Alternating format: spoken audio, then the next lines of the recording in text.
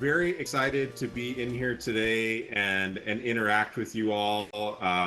Mike, thanks for the great intro. I'm gonna also just give you a little bit of a sneak peek into who and what I am. I was a career educator and administrator in Illinois for 10 years. Like many of you, wore all the hats. Was a aspiring administrator, had the goal of being superintendent by the age of 40. I ran our school technology committee, I ran our school improvement committee, and as you can see in a couple of those pictures, I was also a coach and a sponsor of a variety of different things. Midway through year 10, I took a turn and left for a business education strategy role on CDW's team. And then ultimately 3 years ago, I ended up on the Google for Education team. And I currently lead, as Mike mentioned, our North America strategy for our Workspace for Education business. So excited to be here and share some really exciting updates with you all. I'll just start with a couple things, notes of what's happened and what's been happening this past year. From basically the start of the pandemic to today, we went from 100 million to 170 million plus users of Google for Education products and solutions worldwide. And we're really excited to continue to be able to enable impactful learning and teaching for everyone, and quite literally this year from anywhere. So as we move into the next, few pieces of content, and we'll navigate home Wi-Fi, and as you all have seen, this happens to us in a variety of different ways, but a couple things that I wanted to make sure we're all reminded of is that we really operate with four main pillars of keeping our tools simple, making sure that they're helpful, they're flexible, and of course, above all else, when it came to learning from anywhere and everywhere this year, it was about our tools being secure. And we want to continue to provide school communities with tools that elevate teaching and learning, collaboration, and productivity on our platform. So there's some stats here that I'm going to share, and some of them may be the first time that you've thought about it in this way. It may be shocking to you, and it could be the Captain Obvious statement of the day. But this past year really presented a variety of different and bigger challenges. Student engagement, data security threats, plagiarism, and disparate educational tools. So just want to share a couple quick stats with you. The first one, unfortunately, about 75% of teachers this year said that their students are less engaged in remote instruction than in the physical classroom. And for some of us, again, that may not be that much of a surprise, but also it represents, a challenge that this year created for us, and how evolution has started in education, but how do we embrace it and move forward? The next one that I want to share is kind of a little bit more scary and on the shocking side, was we saw a 2x plus increase in cyber attacks on educational institutions this year, which of course can be something that disrupts learning in a variety of different ways. Another one that's also probably in that shock realm is just over 1,300 different education technology tools are accessed roughly every month on average by US school districts. And some of you are already running through the inventory in your heads, thinking about all the different tools that your learning community uses, that you use specifically with your students. So really interesting to see a number quite that high. This one has been more of a long tail build, but to date, after about 15 years of data collection, there's been over 24.5 million sensitive education documents that have been affected by data breaches, and that is across North America.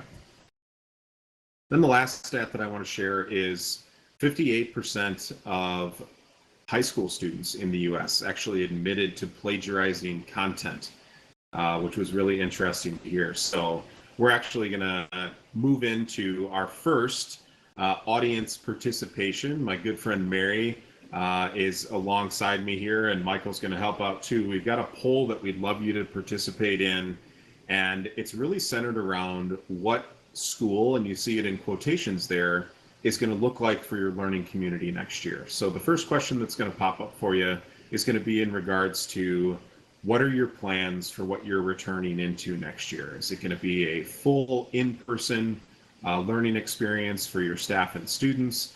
Is it going to be a hybrid where you're giving options for your staff and students to choose to learn and collaborate from wherever they feel most comfortable? Or are you coming back full remote for next year? And while this may seem a bit of a shock that it's still in discussion, this is still very much on the table for a lot of learning communities globally. So hopefully you've had a chance. I see about 13 folks in there so far. Please feel free to jump in, answer these questions. If you don't know, that's okay. Give it your best guess, but just really curious to kind of see where we're all ending up, depending on where we're checking in from today. And once you respond with one of your responses, you'll be able to see, some results that are coming in there. And I think no surprise to probably a lot of us is that we in the education space always celebrate voice and choice.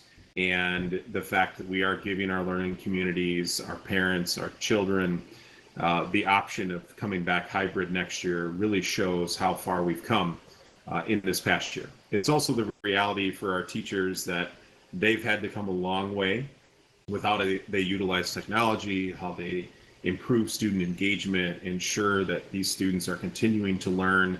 And also, let's not forget that our teachers continue to feel supported by each other and finding ways to navigate the school year. So really great question there. Thank you for those of you that have responded already.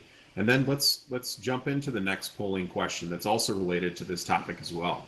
So as we're preparing for that hybrid learning environment, which seems to be the majority of the audience, what are the biggest ed tech challenges you're still trying to solve for that is going to make that hybrid or full in-person learning environment work for all educators and your learners? So is that a software solution that keeps all of them engaged anytime, anywhere? Is it very specifically a video conferencing solution that meets all of your needs? Or is it an analytics solution? I know some folks are going to ask for, what about D, all of the above? But focus in on one particular challenge that you're facing.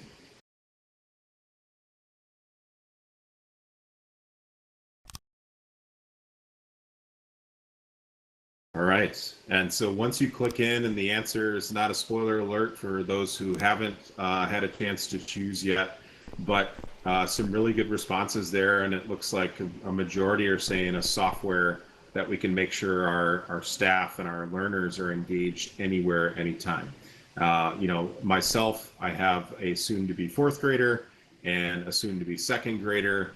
And that's all we, think about from this year to next year. It's been a hybrid, and then what next year is going to look like, and how important it is for their teachers to be successful alongside of our kids. So we know you are, and that's a big part of what today we'll hopefully be sharing, is some of you that work alongside us in the Google for Education ecosystem. You use it with your staff and students, maybe even use it personally.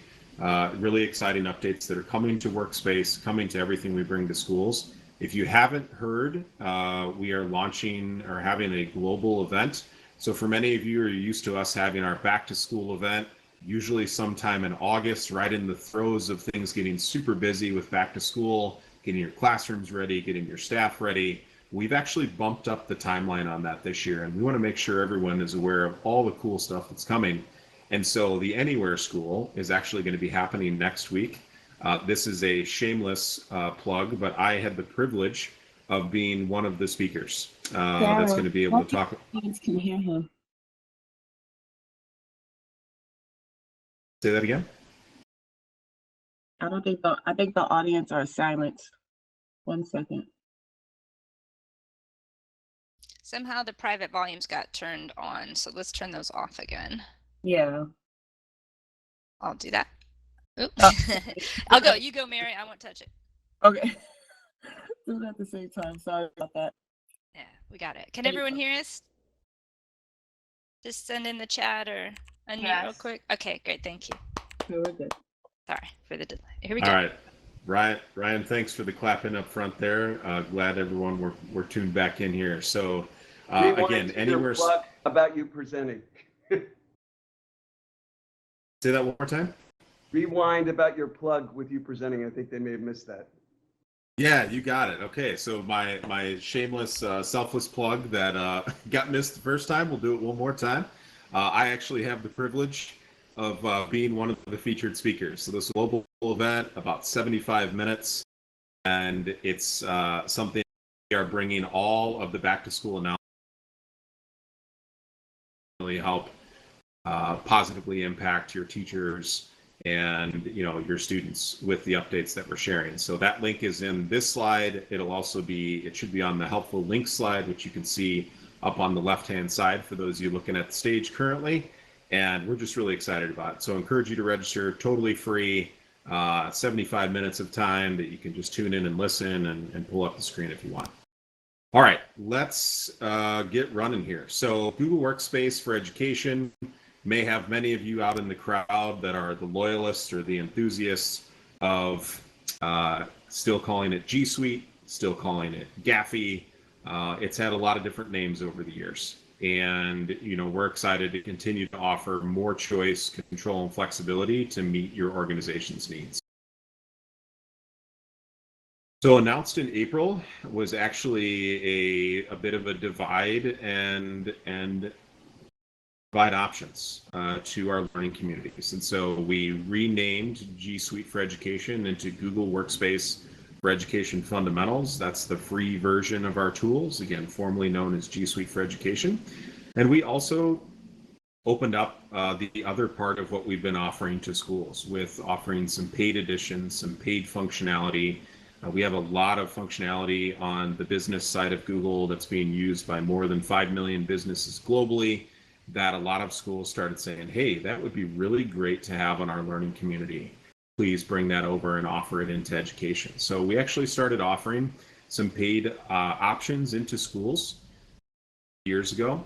And again, just put some new names on it. So Education Standard, Teaching and Learning Upgrade, those have unique features and tools that are tied specifically to them. And then for those of you that are familiar with the past few years, we've had G Suite Enterprise for Education. It is now known as Google Workspace for Education Plus, which is best of everything that we have to offer, free and paid. One public service announcement that I will make is that the free version of Workspace of Google is here to stay. We will continue to add, build, and iterate on top of our free tools and solutions. Okay, let's jump into some really exciting updates. So shameless plug back to that Anywhere School event. That is going to be where a lot of things are announced that unfortunately I couldn't get clearance to announce today. They were a little bit worried about stealing the thunder of this global event.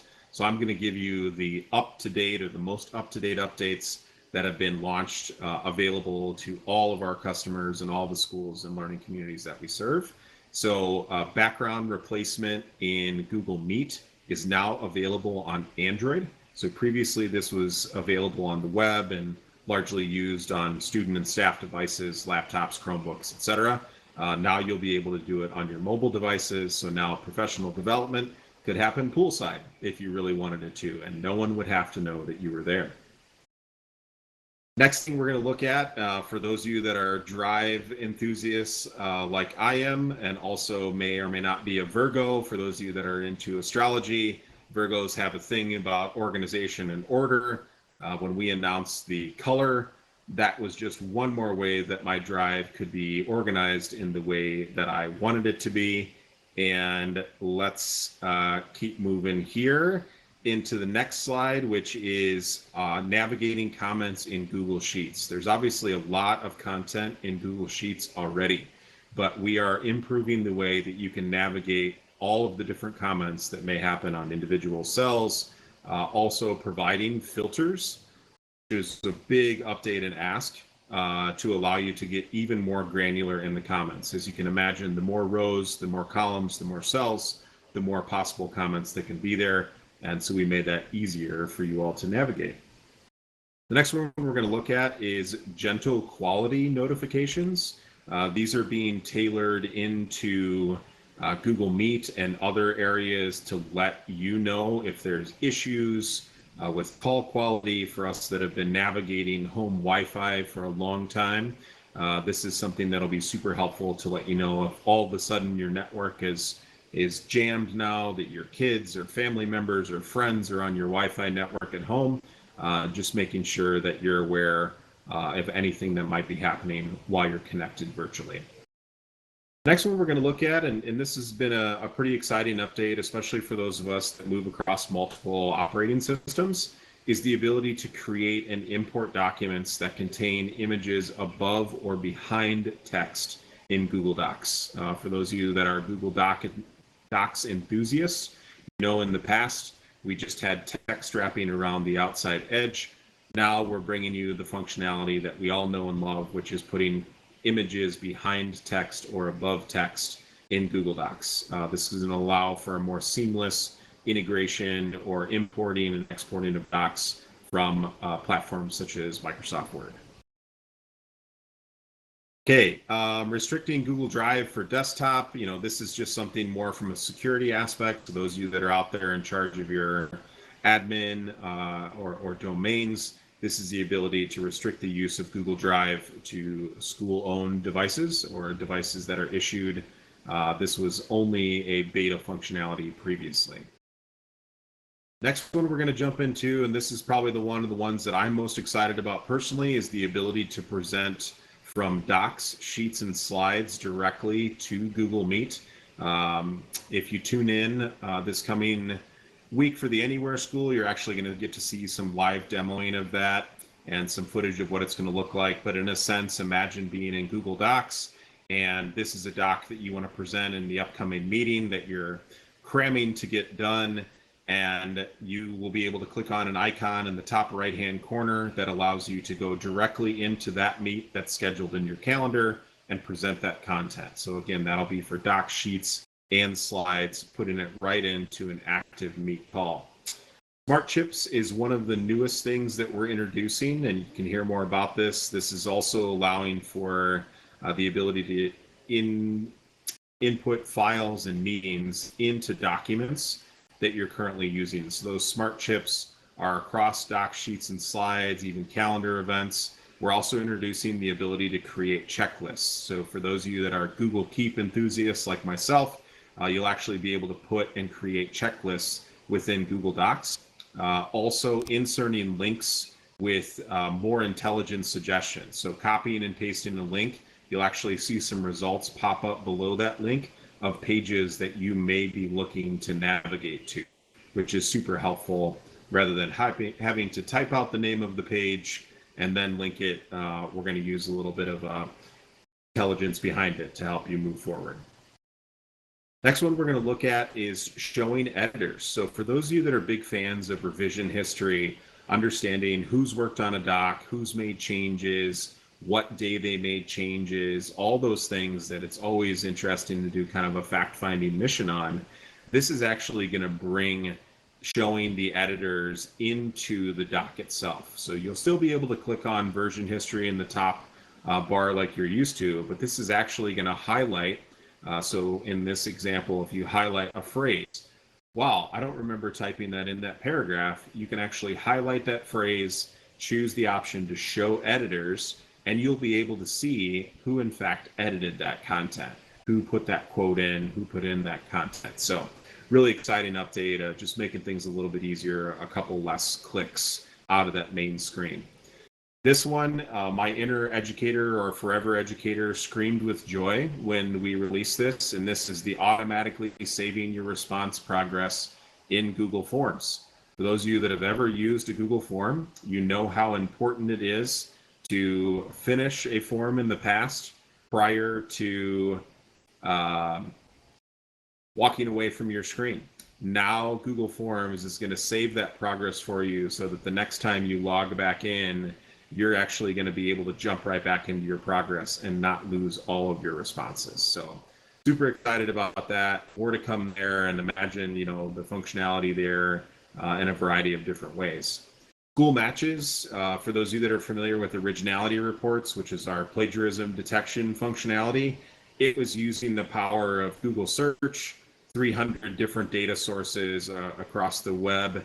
Now we're also introducing the functionality of school matches, which basically means for every assignment that's turned in, the classroom or Google assignments, it's actually going into a created folder that will be scanned against moving forward to make sure that our students aren't borrowing and repurposing work from older brothers and sisters, friends, siblings, you know, not anyone in this room, of course, but for those that used to pass around the flash drives, the folders, or the notebooks of old or previous work and projects.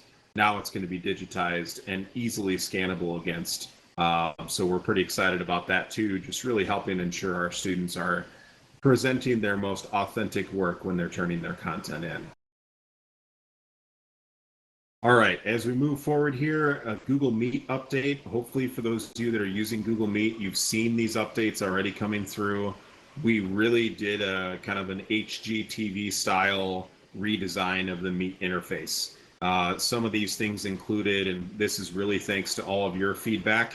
For those of you that don't know, we have live humans on the other end of the suggest feedback functionality that we have with all of our tools. And so we had a big ask for folks to create a better presentation experience in Meet. And so you'll see that functionality here along with the complete reboot.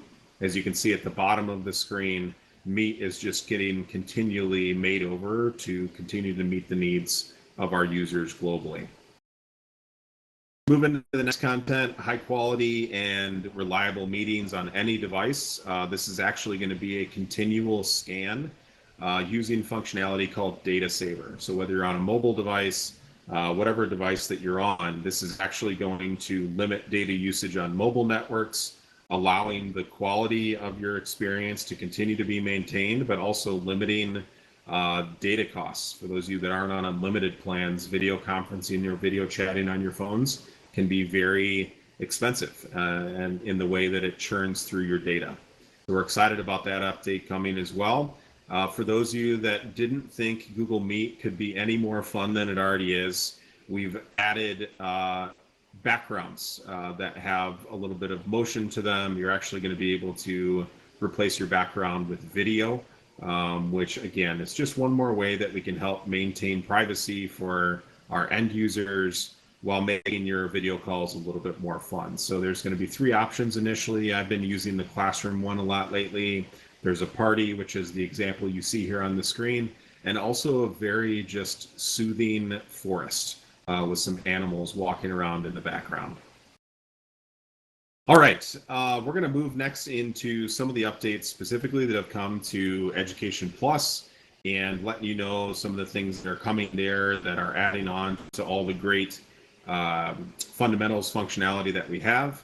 Everything that I'm going to show you today and have already shown you today are things that you can try for free for 60 people in your district for 50 people in your district for up to 60 days.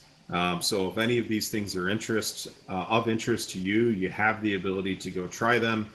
You can enable a trial right inside your admin console or go through one of your partners that you use to invest in our ecosystem. And I'll resurface that in a little bit. So in thinking about these tools and the different ways you can use them, this is just, again, continuing to add on the fundamentals. And these are all the different things that are available across this. So proactive with security, holistic controls, analytics and insights, engaging from anywhere, enriching your experiences, guiding deeper learning, and even further capabilities. So being proactive against security threats, if you remember the examples I shared earlier about the increased volume of security threats, unfortunately happening against schools and data attacks that are occurring, we're really doubling down on our security functionality, not only in our tools, but also in our security protocols, being much more proactive, giving an admin holistic controls and giving those analytics and insights to help you with that. So we do that with the Security Center dashboard, the investigation tool, security health page, and also the security sandbox. I'm just going to go through these pretty quickly here as we move through it. The security dashboard is a great place to go in. Think about in those movies in the Mega Control Center where they have a bunch of screens that are having video feeds and charts and graphs and all kinds of information surfaced in one place. this is the security dashboard. It's a great way to see if there's phishing attempts happening, external file sharing, OAuth grants, all kinds of different things that are happening in the background of your domain, but could stand to interrupt teaching and learning. Next place that we're going to look at is, there we go, is our security health. So think about this as like a doctor's check of your domain. And I don't know about you all, but I don't go to the doctor any more than I have to, maybe once a year or so, and hoping that trend continues. But this is a great place to just go and check in on the health of your Google domain. For those of you that have any interaction with our admin console, you know we make about 200 updates per year to the admin console, making improvements, changing settings, giving more options, especially this past year as so much grew exponentially across our offering. Next one we'll look at is the investigation tool. And the investigation tool is largely kind of the star of our security functionality. So imagine that you get that email, and for those of you that have been in this space, you'll know this example very quickly. You get that email and it looks like it's coming from Brendan, and you just notice that for some reason Brendan's name is normally spelled with an A, but for some reason it has an E. Well, that's okay. I'm sure it's from him. And this link looks really safe because it says it's from Ed Week, and it's all about, coming back to school in the fall. In that moment, if that teacher clicks that, or end user clicks that very trustful looking link, they could very well have launched a phishing attack, a spoofing attack that could cripple your domain. The investigation tool, if I, in my due diligence, said this email doesn't look right, I get it over to our IT security team. I say, can you look at this? This investigation tool would allow you in a matter of seconds, in a matter of clicks, search, find that email, delete, quarantine, pull it back from all of the inboxes that it may have already made it into, to allow you to sandbox or quarantine any attachments that are in there and really mitigate against threats that could happen against your domain. It's unfortunately a place that none of us ever want to be, but it's the reality of some of our learning environments is that we have to find ways to further protect our content. So a couple of these I'm just going to fly through here just because we have only so much time together, but there's a lot of additional functionality, security sandbox to scan possibly bad actor attachments, things like advanced mobile device management, Workspace migrate. We're introducing the ability to manage Windows 10 devices in the admin console, or dynamic groups, data regions, context-aware access. I'll just touch on a few of these here. So for those of you that have multiple OS environments across your learning community, you now have the ability to manage Android, iOS, and as I mentioned, also the ability to manage Windows 10 devices in the Google Admin Console. The great part about this is this allows you to continue to take advantage of the Google single sign-on as a way to sign in to those Windows 10 devices. You can make sure that the devices are up to date, continuing to receive all the critical updates that are necessary, while also running a comprehensive inventory of all the additional devices that you have in your learning community. Data regions is something that's happening more and more as far as a consideration in some states across the US. It's definitely something of consideration in more of the international market as far as where our cloud stored data is being stored in our Google data centers. All right, moving through the next couple here and hopefully finding some interest in things as we're working through the security, and then we'll get to some of the teaching and learning content. Google Workspace migrate, for those that are looking to move content into their Google Workspace environment, maybe from an existing one that you're just getting a new domain name, or if you're migrating over from another software solution. Different possibilities there. Automatic group management. This is something that's been asked for quite some time. Dynamic groups allow you to automatically manage Google Groups within your domain by simply using things like the address, location, organization, and having it auto-populate and manage those on your behalf. This really saves a lot of time for those of you that have been managing groups over the years. Next thing that we'll cycle into Wi-Fi, there we go, is context-aware access. So particularly this past year, we saw an increase of users logging in from a variety of different places. And as we come back to this hybrid environment of next year, making sure that folks that haven't gained access in some way, shape, or form when they shouldn't have to log in credentials. You can set settings in here to make it so that only people that reside in the US are able to log in and use credentials into your domain. It also provides more granular control over who has access to what content or apps within your domain, but really just one additional layer to make things easier for you.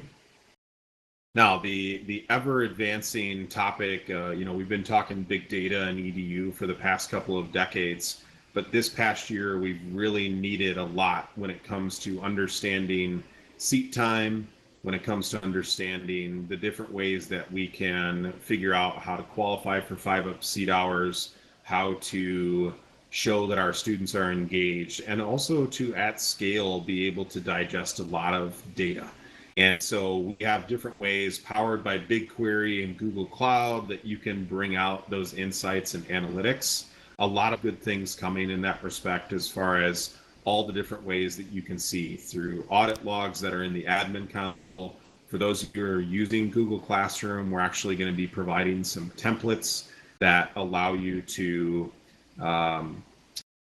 interaction and how people are using Google Classroom and tools in your domain. That's really also span out into multiple other places, showing how you're using docs, sheets, and slides, Google Meet, for instance. So all things that are really exciting. You can see some sample dashboards on this screen here that could be really helpful moving back into those hybrid environments for next year. All right, let's shift into taking teaching and learning to a new level. Some things that have been introduced, particularly into Google Meet. Some great functionality that we'll run into with really some live examples here. Hopefully that'll work for us. Live stream functionality, as we had to get creative with graduation ceremonies, with professional development this year, sporting events, all of those things that now next year we're going to need to figure out a way to have both. You'll be able to do that with live streaming functionality powered by Google Meet. Increasing participation with Q&A. One of the hardest things this past year amongst all of the things was how we make sure that our audience is engaged, whether it was our students, whether it was our colleagues. Using the Q&A functionality is a great way to do that. One of my favorite features, if you notice that thumbs up in the top right-hand corner of the question, that's an upvote functionality, so that if someone has a similar question, and we all know that sometimes our students have the same questions, our coworkers sometimes have the same questions, great way for us to all find commonality and say, hey, I'm glad that Brendan has that question. I really want to ask the same thing. I'm going to give a thumbs up for it. Polling is also the same way to do that. Apologies for some of the technical issues we're having with my slide deck here. We're going to keep plugging forward as we move through the content. So polling is another great way to check for comprehension, for retention, and also just to engage your audience. Both the Q&A and the polling, one thing I wanted to call out with this is that every single response is going to be time-stamped, user-stamped, and also include their response. And at the close of every meet, it will actually send an email to the meeting organizer or moderator and allow them to get a readout of all of that content. An additional way to engage that group is to also engage smaller groups in our breakout functionality. And hopefully you heard about the update that breakout rooms are also now able to be preset and created in Google Calendar. And so that way you can have a much easier time at the start of the meet. Recordings and transcriptions, two really important things. The recordings are things that can be automatically shareable in Drive, just like Drive files. You could use this for board meetings, again, for sporting events, professional development, and at its very core, just recording lessons and content that you want to share with your students in case they weren't able to log in and be engaged that day. Some additional things we're going to look at, some noise cancellation, and right there we ran into a little bit of an access issue with the screen, but basically what this means is in the background at our homes, we've had a variety of different sounds and noises, whether it's kids or construction or whatever it is, and noise cancellation has been really valuable as a way for folks to be able to collaborate from anywhere, but minimize the background disruptions and distractions. One last thing to tie on to the Q&A and polling archives that I mentioned that come after your meets are over. For every meet that you have more than 5 people in, which of course is kind of the norm for our classes and also any professional development or professional meetings we have, you'll actually get an attendance report that gives a breakdown of the attendees for the meets that you have, showing who attended, how long they stayed, when they entered, when they left, and then just some high-level data that also showcases kind of the attendance trend over the course of that particular meet. All right, let's flip into Classroom. Super conscious of time, so just want to make sure we leave some time for Q&A at the end here. Some exciting things happening in Google Classroom. If you haven't heard about the add-ons, which I was so excited I clicked right through it, the add-ons that are coming, we are integrating a plethora of third-party tools, some household names, hopefully that you know and love, into Google Classroom, allowing folks to operate within that single pane of glass, if you will, using things like Adobe or the household favorite Kahoot or IXL or Nearpod and so many more to come, that your educators are actually going to be able to create assignments and say, I want you to complete this Nearpod activity. Here it is. It's now an assignment in classwork in Google Classroom. You can view it, you can grade it, all within the interface of Classroom. And on the flip side of that is your students that could have that same type of experience as participants. Pretty exciting there. Classroom roster sync. This is a way, thanks to our friends at Clever, that any SIS will be able to automatically generate your classes utilizing the Clever roster integration into Google Classroom. Okay, I'm going to fly through originality reports. I touched on these a little bit earlier, but again, this is just plagiarism detection that allows you to scan and make sure that our students are turning in their best and most authentic work. And one added layer to that, as I mentioned before, was that peer plagiarism component. So a lot of different ways to just protect our students from making bad decisions. A few other things here, accessing all of your information across Google with cloud search, streamlining document approvals. This was a big ask, even though maybe not the most exciting topic. We have always been looking for workflow approval processes within Google Drive. If it has to go through a chain of approval, we're now bringing that functionality to you. Storage considerations, as well as even faster support. So, all kinds of fantastic things that are happening that are available for your communities. Just to remind you again, able to trial all these things for free. One last shout out to the Anywhere School. That sign up link is in the top left screen or the left screen on the stage here. And after that blitzkrieg of content, questions from the audience. Thanks everybody for spending some time in a very quick session for us. Mike, your mic was off. We couldn't hear you.